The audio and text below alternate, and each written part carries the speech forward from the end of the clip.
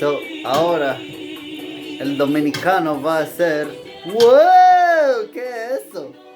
Okay. Mango. Pues Mahade. Superman. Oye, madre.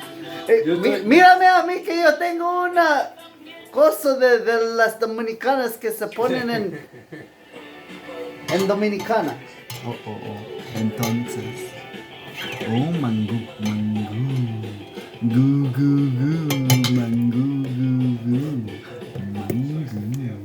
¿Tú quieres, ¿Tú estás poniendo nervioso, No. Oh, sí. Tú necesitas un poco de aceite de oliva. ¿Y si yo le echo Sí, te lo puedes echar. aceite de coco? No, aceite de oliva puede ¿Tú ser. crees? Sí. Fine. Or I am with her, which is awesome. Even if she never goes out to be a plumber, I know.